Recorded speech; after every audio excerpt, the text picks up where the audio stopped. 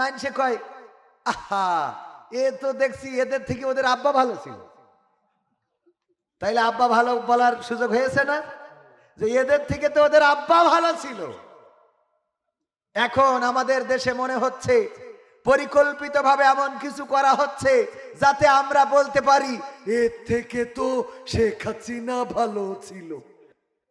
ওগো আমার ভাইয়েরা, মরলে কদর আছে না নাই? মানুষ চোখের আড়াল হলে কদর বেড়ে যায়। শেখ হাসিনা নাই, আওয়ামী লীগ বলছে যে কি জিনিস হারাইলো, কথা কয় না, ঠিক না বেঠে? কারণ 16টা বছর যারে পেয়েছে মেরেছে, ধরেছে, কেটেছে, মামলা দিয়েছে, নির্যাতন করেছে, ছাত্রদের বুকে গুলি চালালো। আজ আবার একের পর এক আন্দোলন হচ্ছে। আজ আবার পুলিশরা দাঁড়াইছে রাস্তায়, চাকরি দিতে হবে। পুলিশরা রাস্তায়, যারা ওই যে কুপান দিছিল পরে ভয়তে আর যায়নি, এখন আবার উড়াইশি রাস্তায় দাঁড়াচ্ছে, চাকরি দিতে হবে। ওদের কুপানের দরকার আছে না নাই? হ্যাঁ শয়তান, আমার ছাত্রদের বুকে গুলি চালিয়েছ, আমার ছাত্রদের নির্বিচারে হত্যা করেছ, আর স্বরাষ্ট্রমন্ত্রীর কাছে দেখিয়েছ যেইডারে মারি হেইডাই মরে, আর একটা মরে না, ঠিক না বেঠিক? আর এখন তোমরা আবার এসেছো চাকরির জন্য। চাকরি তোমাদের, তোমরা যদি আইনের প্রতি শ্রদ্ধাশীল হয়ে থাকতে তাহলে জনগণের টাকায় কেনা বুলেট জনগণের বুকে চালাতে পারতে না। তোমরা পালালে কেন 5 তারিখের পরে? এটা বুঝাও আগে, ঠিক না বেঠিক? যেই কটা রাজপথে দাঁড়িয়েছে চাকরির জন্য, চাকরি চায়, পুলিশের কর্মকর্তা সবগুলোকে অ্যারেস্ট করে রিমান্ডে নিয়ে ডিম উপর দিয়ে নয় নিচ দিয়ে দিতে হবে, কারণ তোমাদের চাকরি করার কোনো অধিকার নেই। দাঁড়ালে আর একবার কায়েম হয়ে যাবে দিন,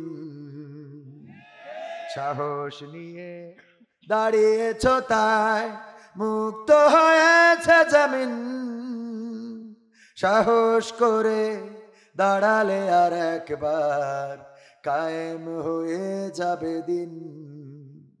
নয় দেখেছে তারা রবের পাকড়াও কি করে করে নাস্তানাবুদ, যারা ভেবেছিল ছাড়বে না আর ক্ষমতার মাসনদ, দেখেছে তারা রবের পাকড়াও কি করে করে নাস্তানাবুদ। তাই নয় নয় নয় আর কোনো ভয়, আনতে হবে দিনের বিজয়, দিনের বিজয়। মানুষের সাথে যারা করেছে দুশ্মনী, করেছে বাড়াবাড়ি, দেশের বুকে তাদের হয়নি তো জায়গা, যেতে হলো মামার বাড়ি। মানুষের সাথে যারা করেছে দুশ্মনী, করেছে বাড়াবাড়ি, দেশের বুকে তাদের হয়নি তো জায়গা, যেতে হলো মামার বাড়ি। তাই নয় নয় নয় আর কোনো ভয়, আনতে হবে দিনের বিজয়, দিনের বিজয়। কাবা রক্ষাই যেই মহারব পাঠিয়েছিলেন আবাবিল,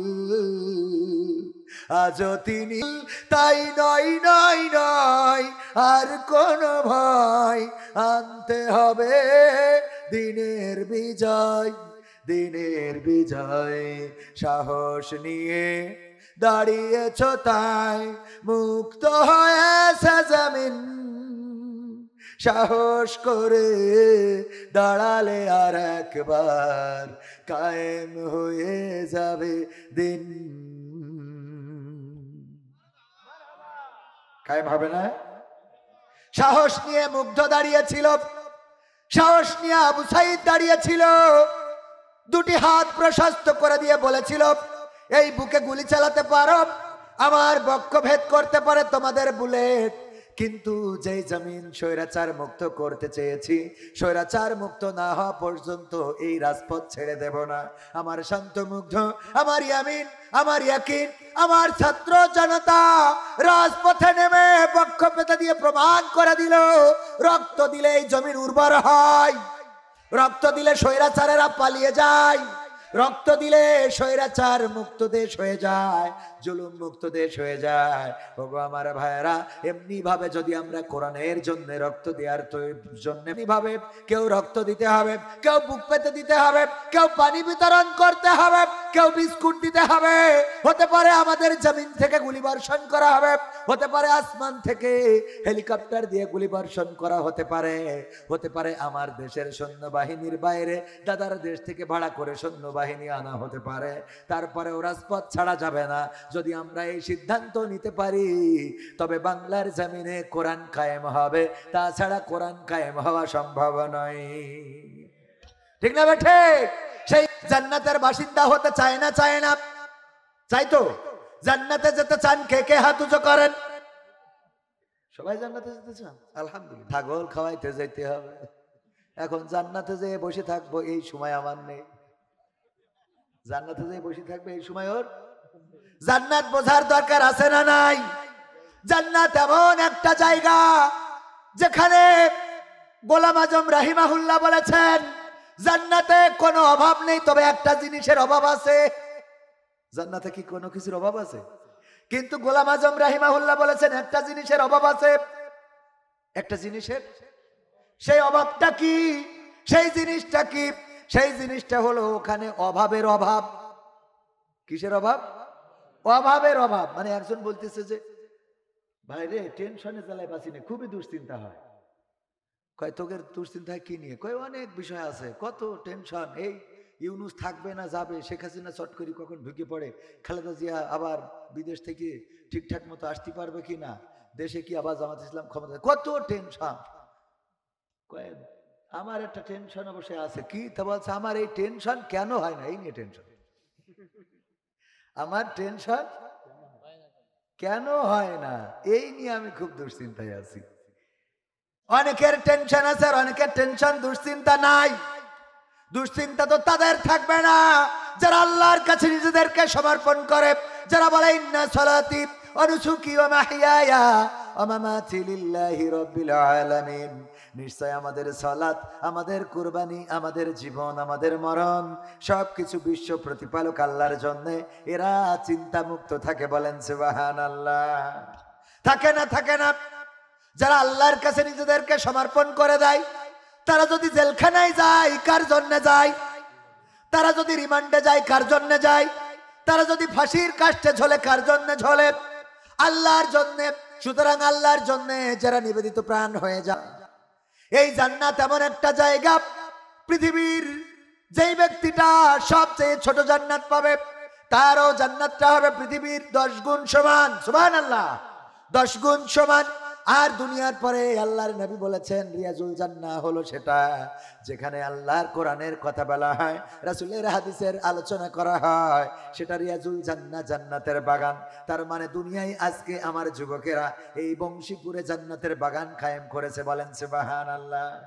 এই জান্নাতের বাগানে যাদের আসার, বসার, থাকার সৌভাগ্য হয় না, তারা কেমন করে আশা করে মৃত্যুর পরে ওই পরকালে 10 দুনিয়া সমান জান্নাত পাবে? কথা কয় না। দুনিয়ার জান্নাতের বাগানে যার ঢোকার সৌভাগ্য হয় না, পরকালের জান্নাতের বাগান এত সোজা। আমি তো মাঝে মাঝে মনে করি আল্লাহ আমারে ধরবে যে তুই 200 টাকা নিয়ে বললি আল্লাহ জান্নাতুল ফেরদাউস, 200 টাকায় জান্নাতুল ফেরদাউস। কথা কয় না। শ্যামনগরের শহরের পরে 1 শতক জমির দাম কত? সাতক্ষীরায় 1 শতক জমির দাম কত? খুলনা শহরে 1 শতক জমির দাম কত? ঢাকা শহর বিড়ি টানলেন আর বললেন আল্লাহ আলহামদুলিল্লাহ তুমি আজকে বিড়িটা খাওয়াইলে, জান্নাত হয়ে গেল। এত সহজ মনে হয়? এত সোজা? আল্লাহ রাব্বুল আলামিন সূরা সাফ দিয়ে বললেন আমি তোমাদের একটা ব্যবসার কথা বলে দিই, যেই ব্যবসা করলে তোমরা জাহান্নামের আযাব থেকে বেঁচে যাবে, তার মানে জান্নাতে যাবে। কয়টি? 6টা। এই ঈমান, আল্লাহর প্রতি ঈমান হবে। ইব্রাহিম আলাইহিস সালাম, ফেরেশতারা আসলো, এসে বলল ওগো ইব্রাহিম তোমাকে আগুনে ফেলা হবে। আসমানের ফেরেশতারা কান্নাকাটি করে, তোমারে সহযোগিতা করতে চায়, আমরা এসেছি। ইব্রাহিম আলাইহিস সালাম বললেন, আল্লাহ কি পাঠিয়েছে নাকি? বলল, আল্লাহ পাঠাই নাই, তবে অনুমতি নিয়ে এসেছি। কিভাবে? আল্লাহকে বললাম, ওগো রব, তোমার খলিলকে আগুনে ফেলা হবে, কেমন করে আমরা সহ্য করব? তুমি যদি অনুমতি দাও তাহলে আমরা যে সহযোগিতা করতে চাই, ইব্রাহিমকে আগুন থেকে বাঁচাতে চাই। আল্লাহ বললেন, যেতে পারো, তবে আমার খলিলের কাছে আগে জিজ্ঞাসা করে নিবা। যদি সে অনুমতি দেয় তাইলে সহযোগিতা করবা, আর অনুমতি না দিলে ব্যাক টান করে ফিরে আসবা। আল্লাহর নবী ইব্রাহিম বললেন, ওগো ফেরেশতারা, তাইলে ফিরে যাও। কেন ফিরে যাব? আল্লাহর নবী ইব্রাহিম আলাইহিস সালাম বললেন, শোনো ফেরেশতারা, তোমরা আমার যে অবস্থাটা দেখেছো, এর থেকে আমার অবস্থা তোমাদের থেকে আমার আল্লাহ আরো ভালো জানেন। সুবহানাল্লাহ। তোমাদের করতে নিয়ে যাচ্ছে, পথের মধ্যে শয়তান ডেকে বলল, ওগো ইসমাইল, জানো নাকি তোমার বাবা কোথায় নিয়ে যায়? না জানি না, তোমারে জবাই করতে নিয়ে যায়। কয়, বাবা কোনোদিন এই কাজ করতে পারে? তোমার বাবার আল্লাহ হুকুম করেছে। কয়, আমার বাবার আল্লাহ তোমার কি হয়? তার মানে তুমি শয়তান। আমার মায়ের কাছে শুনেছি, আমার মা বলেছে শয়তান আছে যে আমাদের রন্ধ্রে রন্ধ্রে ধোকা দেয়, যে আমাদের ভালো কাজে ধোকা দেয়, যে আমরা ভালো কাজ করতে গেলে ধোকা দেয়। আমার বাবা নিয়ে যাচ্ছে, যেথায় নিয়ে যাবে সেথায় যাব। তোমার কথা আমি শুনতে রাজি নই। পাথর ছুড়লেন, চলে গেল। আর ইব্রাহিম আলাইহিস সালাম মিনায় যখন পৌঁছে গেলেন, যাওয়ার পরে বললেন, কি বললেন? ক্বালা ইয়া বুনাইয়া ইন্নী আরা ফিল মানামি আন্নী আযবাহুকা ফানজুর মাযা তারা। ওগো ইসমাঈল, আমি স্বপ্নে দেখেছি আমি তোমাকে জবাই করছি, এখন বলো তোমার মতামত কি, তুমি কি চাও? বলল, আব্বা স্বপ্ন দেখার আর কিছু খুঁজে পাও না, এটা তোমার দেখাই লাগবে। বলেছেন? এটা বলেছেন? কি বললেন? বলা, ইয়া আবাতি ফাআল মা তুমারু সাতাজিদুনি ইনশাআল্লাহু মিনাস সাবিরিন। ইসমাঈল বললেন, ওগো বাবা, আপনি যেটা স্বপ্নে দেখেছেন সেটাই আপনি করে ফেলেন। আমাকে ধৈর্যশীলদের মাঝে পাবেন। সুবহানাল্লাহ। আমাকে ধৈর্যশীলদের মাঝে পাবেন। কেমন নিবেদিত প্রাণ ছিল আল্লাহর প্রতি, কেমন নিবেদিত ছিল। ইউনূস আলাইহিস সালাম মাছের পেটের মধ্যে ঢুকে গেল, নৌকা থেকে ফেলে দেয়া হলো, কাউকে ডাকলেন না, বললেন লা ইলাহা ইল্লা আনতা সুবহানাকা ইন্নী কুনতু মিনাজ জালিমিন।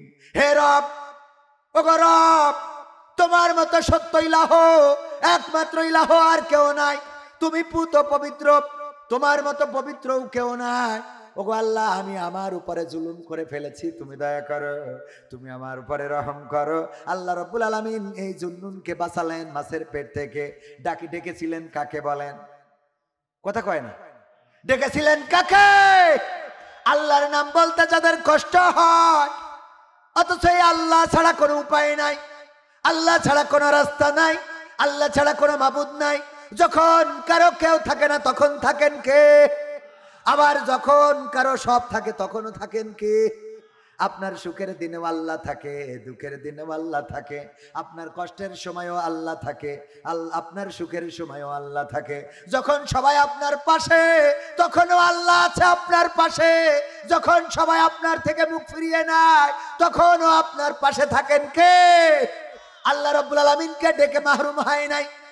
ইউনূস আলাইহিস সালাম ডাকলেন, আল্লাহ রাব্বুল আলামিন বললেন, ওগো ইউনূস, তোমার ডাক পৃথিবীর কোনো মানুষ শোনে নাই।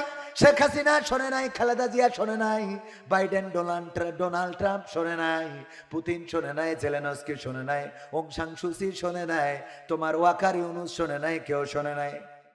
তোমার এই ডাক, তোমার চিৎকার আর সাজিম থেকে আমি আল্লাহ শুনলাম। তুমি আমাকে ডেকেছো, ভুল স্বীকার করেছো, আমার তাসবিহ জপেছো, আর আমি আল্লাহ কি করলাম? তোমার জন্য মাছের পেটের যন্ত্রণা বাড়িয়ে দিলাম। মাছ তোমাকে হজম করা তো দূরের কথা, তোমাকে আবার নিরাপদ স্থানে তোমাকে রেখে চলে আসলো। বলেন সুবহানাল্লাহ। আইয়ুব আলাইহিস সালাম ডাকলেন কাকে? সমস্ত শরীরে ঘা হয়ে গেল, শুধু ঘা না, ঘায়ে পোকা কিলবিল করে, সবাই ছেড়ে চলে গেল, সন্তানেরা মারা গেল, সম্পদ হারিয়ে গেল, বাড়ি ঘর নিঃশেষ হয়ে গেল, সমস্ত শরীরে ঘা পোকা ধরে গেছে। শুধুমাত্র রহিম আলাইহিসসালাম থাকলেন স্বামীর পাশে, আর সব চলে গেল। পোকা হতে হতে যখন জিহ্বায় পোকা হয়ে গেল, তখন হযরত আইয়ুব আলাইহিসসালাম বললেন, ওগো আল্লাহ, আর অভিযোগ না করে পারলাম না। কি অভিযোগ? আল্লাহ, তুমি এতদিন আমার সন্তান কেড়ে নিয়েছো, আমার সম্পদ কেড়ে নিয়েছো, আমার জায়গা জমি শেষ করেছো, আমার স্ত্রীদেরকে কেড়ে নিয়েছো, আমার সমাজের মান সম্মান ইজ্জত সব ভুলুণ্ঠিত করেছো। কোনো অভিযোগ করি নাই, আমার সমস্ত শরীরে ঘা দিলে, পোকা দিলে, রোগ দিলে, তাও আমি কোনো অভিযোগ করি নাই। আল্লাহ, আজকে অভিযোগ না করে পারলাম না। আমার জিহ্বার মধ্যে তুমি ঘা দিলা, আবার পোকাও দিয়ে দিলা। এই পোকা যদি আমার জিহ্বাটা খেয়ে ফেলে, ওগো আল্লাহ, তুমি বলো কেমন করে তোমার জিকির করব, কেমন করে আল্লাহ ডাকবো, কেমন করে তোমারে আবার ডাকবো। আল্লাহ, তুমি দয়া করে সমস্ত শরীরে রোগ দাও, পোকা দাও, অসুবিধা নাই, আমার জিহ্বাটা অক্ষুণ্ণ রেখে দাও, যেন তোমার জিকিরটা করতে পারি। আল্লাহ রাব্বুল আলামিন বললেন, ও আইয়ুব, আমার পরীক্ষা নিয়ে শেষ, আমি তোমার আবার যা ছিল সব ফিরিয়ে দিলাম। বলেন সুবহানাল্লাহ। ফিরিয়ে দেওয়ার মালিক কে? এই শ্যামনগরের এমন এমন রাস্তা, যেই রাস্তাগুলো আজ থেকে 20 বছর আগে সাইকেলও ভালোভাবে চলতো না, ঠিক না বেঠে? আছে না নাই? শ্যামনগর, আশা শরীফ, দাকব, কয়রা, খুলনা। আমার বাবা সাইকেলে ওই সময় আপনাদের এখানে হেলিকপ্টার চলতো, মনে আছে না নাই? হেলিকপ্টার আকাশে যেইটা চড়ে ওইটা না, যেইটাই 2টা সিট লাগানো, সামনে একটা, পিছনে একটা, আর একটু পিছনে 2টা রড বাড়ায় দিয়েছে, ওই মোটরসাইকেলের মতো করে বসা যায়। এই হেলিকপ্টারে করে আমার আব্বা মাহফিল করে বেরিয়েছেন এই শ্যামনগরে। আশাশনীতে, কয়রাই, গাবুরাই, সব জায়গায় আব্বার পদচারণা ছিল। আব্বা মারা গেলেন, আমরা নিঃস্ব হয়ে গেলাম, নিঃশেষ হয়ে গেলাম, জমি জায়গাগুলো বিক্রি হয়ে গেল। আমার মা অসুস্থ হইলেন, আমার বোন অসুস্থ, আমারও কিডনিতে স্টোন রয়েছে, অনেকবার অপারেশন করা লেগেছে, 3বার অপারেশন করা হয়ে গেল। ওগো আমার ভাইয়েরা, এত কিছুর মধ্য দিয়েও আল্লাহ রাব্বুল আলামিন আবার এমন একটা জায়গায় এনে দাঁড় করালেন, যেই সময় এখন, আগে মোটরসাইকেলও ছিল না, এখন 4 চাকার গাড়ি 2টা। দেয়ার মালিক কে? আমরা কখনো হতাশ হয়ে নাই, কারণ আল্লাহ বলেছেন, লা তাকনাতু মির রাহমাতিল্লাহ, আল্লাহর রহমত থেকে নিরাশ হয় না। আমার যুবকেরা, লাইলাতুল ফেব্রুয়ারিতে মোটরসাইকেলে গিয়ার মারবা, ওই গিয়ার মেরে লাভ নাই, বরং আল্লাহর কাছে যদি সিজদায় পড়ে যাও, ওগো আল্লাহ, তুমি আমার একটা সুন্দরী স্ত্রীর ব্যবস্থা করে দাও, একটা সুন্দর রমণীর ব্যবস্থা করে দাও। আল্লাহ রাব্বুল আলামিন তোমার জন্য এমন একটা উত্তম পাত্রীর ব্যবস্থা করে দেবে, যাকে নিয়ে ইহকাল পরকাল শান্তিতে থাকবা। কিন্তু তুমি যদি মোটরসাইকেলে গিয়ার দিয়ে বেড়াও, এমন এক আল্লাহর ওলি আসবে, যে বাসর রাতি মনে করবা যে আইফোন 16 প্রো ম্যাক্স, এক গোসলের পরে দেখবা যে গাডার মারা নোকিয়া। ঠিক না বেটে? আজকালকের ছেলেরা বই নিয়ে আর বসে না, ও বাবা গুগলে সার্চ করিয়া পড়ে। ওরে কালের মেয়েরা কোরআন হাদিস ধরে না, এখনকার মা বোনেরা কোরআন হাদিস পড়ে না, ও আল্লাহ টিকটকে ভিডিও ওরা করে। আজকালকের ছেলেরা বই নিয়ে আর বসে না, গুগলে সার্চ করিয়া পড়ে। আগের সময় প্রেম করিলে মুরব্বীরা বলতো পাইছো কি, এখন বলে শখ করিয়া বাবু তুমি খাইছো কি। ঠিক না বেঠে? আগের সময় প্রেম করিলে বলতো লোকে পাইছো কি, এখন বলে শখ করিয়া বাবু তুমি খাইছো কি। লজ্জা শরম নাই, আইলাম কোন জামানাই, লজ্জা শরম নাই, আইলাম কোন জামানাই, ভবিষ্যৎ দেখি অন্ধকারে। আজকালকের ছেলেরা বই নিয়ে আর বসে না, ও বাবা গুগলে সার্চ করিয়া পড়ি। নতুন করে হয়েছে চালু এখন আবার কন্টেন্ট, পরিচয় করাই দেখি এই আমার গার্লফ্রেন্ড। আছে না নাই? যুবকেরা বলো, আছে না নাই? নতুন করে হয়েছে চালু এখন আবার কন্টেন্ট, পরিচয় করাই দেখি এই আমার বয়ফ্রেন্ড। শরমের মাথা খাইয়া গেছে ওরা পাগল হইয়া, শরমের মাথা খাইয়া গেছে সব পাগল হইয়া, ভবিষ্যৎ দেখি অন্ধকারে। আজকালকের ছেলেরা বই নিয়ে আর বসে না, ও বাবা গুগলে সার্চ করিয়া পড়ে। ওরে এখনকার মা বোনেরা কোরআন হাদিস ধরে না, ও আল্লাহ শ্যামনগরের মা বোনেরা পবিত্র কোরআন পড়ে না। ওই দেখা যায় টিকটকে ভিডিও ওরা করে। আজকালকের ছেলেরা বই নিয়ে আর বসে না, গুগলে সার্চ করিয়া পড়ে। ঠিক না বেঠে? আগের সময় ফজরের নামাজ শেষ করার পরে যখন বাড়িতে যেতাম, আপনারাও যেতেন, বাড়িতে ঘরের পিছনে গুনগুন করে কোরআনের তেলাওয়াত শোনা যেত। আমার মা বোনেরা কোরআন নিয়ে বসতেন, গুনগুন করে কোরআন তেলাওয়াত করতেন, আওয়াজগুলো ভেসে আসতো। এখন কি সকাল বেলায় এমন আওয়াজ শোনা যায়? না, শোনা যায় না, এত আপডেট হয়ে গেল। আগের সময় যদি মেয়ে দেখতে যেত, আমার ভাইজানের বিয়ে দেবে, উনার বিয়ে দেওয়ার জন্য উনার মুরব্বীরা, তার মানে চাচা দাদা, উনারা যেতেন, মেয়ে দেখতে যাওয়ার পরে জিজ্ঞাসা করতেন, ওগো মা বলো দেখি কোরআন পড়তে পারো কিনা, কোরআন কি পড়তে পারো? যদি বলতো পারি, তাইলে বলতো 2 লাইন পড়ে শোনাও। কোরআন সামনে ধরা হতো, 2 লাইন পড়ে শোনাতো। তারপরে বলা হতো আয়াতুল কুরসি মুখস্থ আছে কিনা, বলতো আছে, শোনাও। বলা হতো সূরা ইয়াসিন আর রহমান হবে কিনা, বলা হতো দুরুদে ইব্রাহিম পারো কিনা, তাশাহুদ হবে কিনা, নামাজের আরকান আহকাম কয়টা, উজুর ফরজ কয়টা, তায়াম্মুমের বিধান কখন হবে, এমনি ভাবে জিজ্ঞাসা করা হতো। যদি তারা জবাব দিতে পারতো, চেহারা যদি একটু খারাপ হতো, তারপরেও বলতো যেহেতু অন্য দিক অন্য সাইডগুলো 100তে 100, সুতরাং চেহারা একটু মলিন হইলেও সমস্যা নাই। জাতের পানি, ওই নদীর পানি ঘোলা ভালো, জাতের মেয়ে কালো ভালো। ঠিক না বেঠে? এই লেকচার ছিল না? নদীর পানি ঘোলা ভালো, জাতের মেয়ে কালো ভালো, এই বলে মেয়েটাকে অ্যাকসেপ্ট করতো যে ঠিক আছে, যেহেতু নামাজে ভালো, রোজায় ভালো, কোরআন তেলাওয়াতে ভালো, পরহেজগারিতায় ভালো, পর্দায় ভালো, সুতরাং এই মেয়েটারে আমার ভাইজানের জন্য, আমাদের মাহফিল পরিচালকের জন্য এটা অ্যাকসেপ্ট করা যায়, এটাকে সিলেক্ট করা যায়, সিলেক্ট করে দিয়ে আসতো। আর এখন বিয়ের জন্য যদি ভাই বলে বিয়ে করব, আমার মতো ইয়াং পোলাপান 4-5টা নিয়ে যাবে, এরকম ইয়াংরা যাবে, যাওয়ার পরে ভাবিও সেজে গুজে আসবে, ওরে বাবা কি সাজু গুজু, এত সাজা সাজে রে, পার দিকে না তাকালি বোঝা যাবে না উপরের টাওয়ারে নেটওয়ার্ক কেমন। ঠিক না বেঠে? এত সাজু গুজু। এরপরে জিজ্ঞাসা করতে বলে, ভাই বলে জিজ্ঞেস করো, ও বলে ভাবি আপনার টিকটকে ফলোয়ার্স কত আছে এখন? ঠিক না বেটে? টিকটকে ফলোয়ার্স কত, ইউটিউবে সাবস্ক্রাইবার কত? ওগো ভাবি আপনার রিলসের ভিউজ কেমন হয়, মনিটাইজেশন কি করা আছে, আর্নিং কেমন আসে, কোন ব্যাংকে অ্যাডসেন্সের টাকা নেন, কাপল ভুলাক কি করতে পারবেন? কাপল ভুলাক বুঝুন তো, কাপল ভুলাক দেখানো লাগবে। তোমরা থানা ছেড়ে চলে গিয়েছিলে কেন? তোমরা যদি ভালো হবে তাহলে থানা ছাড়া লাগলো কেন? ঠিক না বে ঠিক? একজন তার ভাই থাকে বিদেশে, ভাবির সাথে বেলাইন। কি লাইন? লাইন না কিন্তু, এটা কি লাইন? বেলাইন। তো গ্রামের লোকজন চিন্তা করলো না, এটা তো খুব খারাপ হচ্ছে, এটা হইতে দেওয়া যাবে না। রাত 3টার সময় ভাবির ঘরে গেছে, লোকজন যে অ্যাটাক করেছে, পিছন দিয়ে বেরোনোর কোন রকম ভাঙাচোরা জায়গা ছিল, বের হয়ে যেয়ে যায় নামাজের পাটিতে বসে সিজদায় পড়ে গেছে। ওরাও বুঝেছে পিছন দিয়ে বের হয়ে গেছে, দেওরের ঘরে এসে কয়, এই দরজা খোল।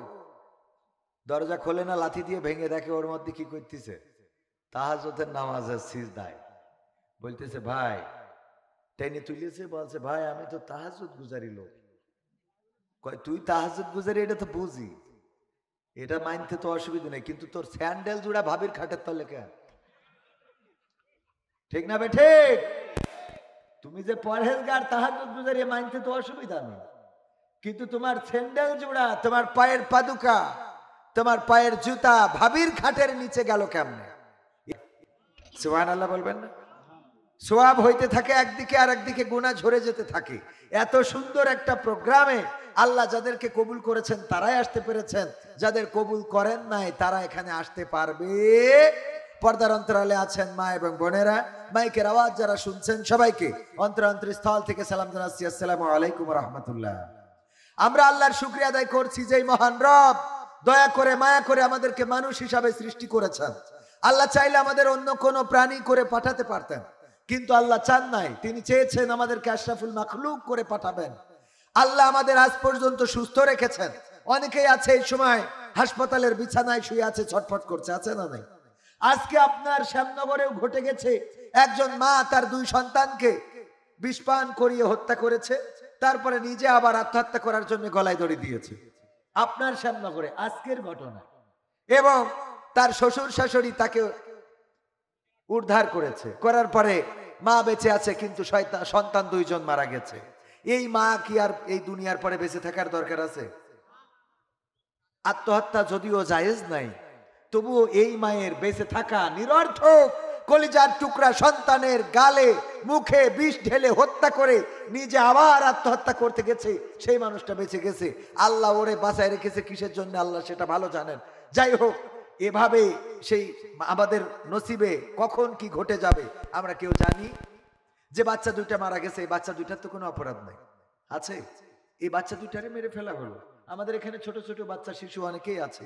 এখন বাংলাদেশে খুবই বেকায়দা অবস্থা যাচ্ছে, চারিদিকে ছিনতাই, চুরি, ডাকাতি, অ্যাক্সিডেন্ট, তারপরে যে খুন, গুম, ছোট ছোট বাচ্চা অপহরণ এবং অপহরণ করে তার মৃত্যু, এটা যেন মামুলি ব্যাপার হয়ে দাঁড়িয়েছে। আপনারা যাই বলেন তাই বলেন, দেশ কিন্তু খুব ভালো নেই। কি মনে হয় আপনাদের? আমরা বলেছি স্বাধীনতা এসেছে, আমি বলি স্বাধীনতা এখনো আসে নাই। স্বাধীনতা কোন পথে আসবে সেই রাস্তাটা প্রশস্ত হয়েছে, সেই রাস্তাটা দেখিয়ে দিয়েছে, সেই রাস্তাটা আমরা খুঁজে পেয়েছি। এখনো স্বাধীনতা আসে। স্বাধীনতা যদি আসতো তাহলে খুন হচ্ছে, গুম হচ্ছে, ছিনতাই হচ্ছে। আমার শিল্পী মশিউর রহমান ভাই, উনি যে গাড়িতে মাহফিল করে ফিরছিলেন, সেই গাড়ি ডাকাতের কবলে পড়েছে। শুধু তাই নয়, ওনার সব কিছু কেড়ে নেওয়া হয়েছে। ভাইয়েরা আমার, এমনি ভাবে ডাকাতি হচ্ছে, চুরি হচ্ছে, খুন হচ্ছে, গুম হচ্ছে, ধর্ষণ হচ্ছে, তুলে নিয়ে যে গণধর্ষণ করা হচ্ছে। আর এই অপরাধের সাথে যারা জড়িত, আমার বিশ্বাস খুঁজলে দেখা যাবে এরা তারা ওই তাদের প্রেতাত্মা যারা এই বাংলাদেশকে অস্থিতিশীল করতে চায়। ঠিক না বে ঠিক?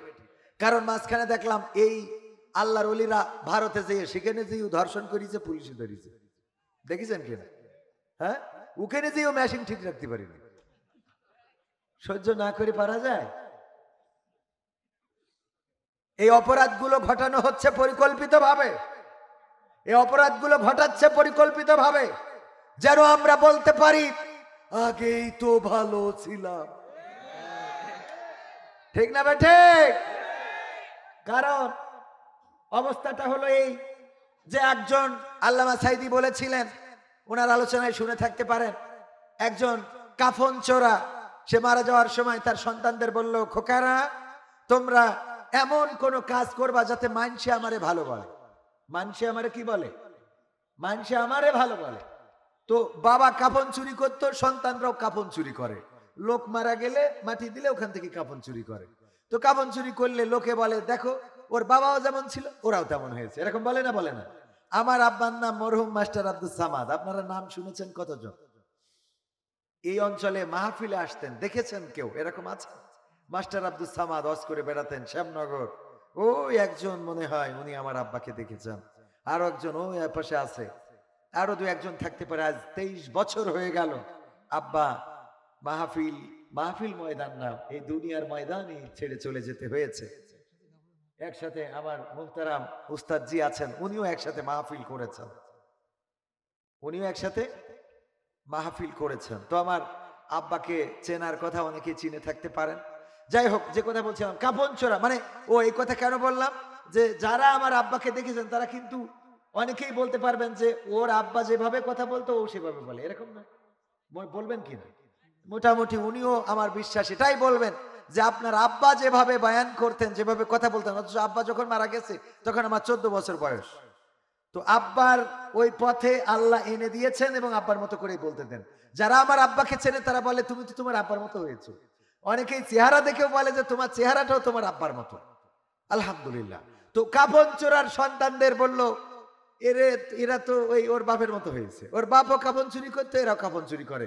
তো সন্তানরা দেখলো, আহা আমার আব্বার তো কেউ ভালো বলে না, সবাই আব্বারেও কাপন চোরা এখনো কয়, আমাদেরও কাপন চোরা কয়। তো কি করা যায়, ওরা কাফন চুরি করে করে ওই লাশটারে তুলে নিয়ে পাছায় বাঁশ দিয়ে মোড়ের মাথায় টাঙাইতো। কি করে, লাশটা উঠাই আবার কি করে, পাছার মধ্যে একটা বাঁশ দেয়, দিয়ে তারপরে মোড়ের মাথায় খুঁটি ফুইতে 4 হাত পা 2 দিকে 4 দিকে দিয়ে তুই দেয়। ওরে মরলে মানুষ দাম বাড়ে তার, ওরে মরলে মানুষ দাম বাড়ে তার, বাঁচতে অবহেলা। দুনিয়ার রং বাজারে এটা কেমন খেলা দয়াল, দুনিয়ার রং বাজারে এটা কেমন খেলা, দুনিয়ার রং বাজারে এটা কেমন খেলা দয়াল, দুনিয়ার রং বাজারে এটা কেমন খেলা। ওরে মরলে মানুষ দাম বাড়ে তার, মরলে মানুষ দাম বাড়ে তার, বাঁচতে অবহেলা। দুনিয়ার রং বাজারে এটা কেমন খেলা দয়াল, দুনিয়ার রং বাজারে এটা কেমন খেলা, দুনিয়ার রং বাজারে এটা কেমন খেলা দয়াল, দুনিয়ার রং বাজারে এটা কেমন খেলা। বাঁচতে মানুষ কেউ বলে না লোকটা বড় ভালো, মরলে বলে তার মরাতে বড় ক্ষতি হলো দয়াল, বড় ক্ষতি হলো। বাঁচতে মানুষ কেউ বলে না লোকটা বড় ভালো, মরলে বলে তার মরাতে বড় ক্ষতি হলো দয়াল, বড় ক্ষতি হলো। ওরে দেখতে আসে স্বজন সুজন, ওরে দেখতে আসে স্বজন সুজন, ডোবে যখন বেলা। দুনিয়ার রং বাজারে এটা কেমন খেলা দয়াল, দুনিয়ার রং বাজারে এটা কেমন খেলা, দুনিয়ার রং বাজারে এটা কেমন খেলা দয়াল, দুনিয়ার রং বাজারে এটা কেমন খেলা। ছেঁড়া কাপড় তাও জোটে না পরি কষ্ট করে, ঈদের নামাজ হয় না পড়া, নতুন জামা পরে দয়াল, নতুন জামা পরে। ছেঁড়া কাপড় তাও জোটে না পরি কষ্ট করে, ঈদের নামাজ হয় না পড়া, নতুন জামা পরে দয়াল, নতুন জামা পরে। ওরে নতুন কাপড় জুটবে জানি, ওরে নতুন কাপড় জুটবে জানি, ফুরাইলে বেলা। দুনিয়ার রং বাজারে এটা কেমন খেলা দয়াল, দুনিয়ার রং বাজারে এটা কেমন খেলা, দুনিয়ার রং বাজারে এটা কেমন খেলা দয়াল, দুনিয়ার রং বাজারে এটা কেমন খেলা। ভাঙা ঘরে দিন কেটে যাই বছর ঘুরে যুগ, এই জীবনে পাইলাম না তো একটু ভবের সুখ দয়াল, একটু ভবের সুখ। ভাঙা ঘরে দিন কেটে যাই বছর ঘুরে যুগ, এই জীবনে পাইলাম না তো একটু ভবের সুখ দয়াল, একটু ভবের সুখ। ওরে মরলে আসে ঘর বানাতে, ওরে মরলে আসে ঘর বানাতে, করে না অবহেলা। দুনিয়ার রং বাজারে এটা কেমন খেলা দয়াল, দুনিয়ার রং বাজারে এটা কেমন খেলা, দুনিয়ার রং বাজারে এটা কেমন খেলা দয়াল, দুনিয়ার রং বাজারে এটা কেমন খেলা। ওরে মরলে মানুষ দাম বাড়ে তার, মরলে মানুষ দাম বাড়ে তার, বাঁচতে অবহেলা। দুনিয়ার রং বাজারে এটা কেমন খেলা দয়াল, দুনিয়ার রং বাজারে এটা কেমন খেলা, দুনিয়ার রং বাজারে এটা কেমন খেলা দয়াল, দুনিয়ার রং বাজারে এটা কেমন খেলা, দুনিয়ার রং বাজারে এটা কেমন খেলা দয়াল, দুনিয়ার রং বাজারে এটা কেমন খেলা। মারহাবা বলা যাবে না? কথা কি ঠিক বললাম না বেঠিক বললাম? দুনিয়ায় বেঁচে থাকতে যে দাম তার থেকে মরলে আরো বেশি। তার প্রমাণ যদি নিতে চান, শীতের রাত কত ঠান্ডায় কত মানুষের রাত কেটে যায়। পায়ে জুতা নাই, স্যান্ডেল নাই, গায়ে জাম্পার নাই, কোট নাই, আবার শীতের রাতে ঘুমাবে কম্বল নাই, কাঁথা বালিশ নাই। দেখা যায় বাস স্ট্যান্ডে অথবা ট্রেন স্টেশনে অনেকেই শুয়ে আছে, উপরে শেখ হাসিনা, নিচে খালেদা জিয়া।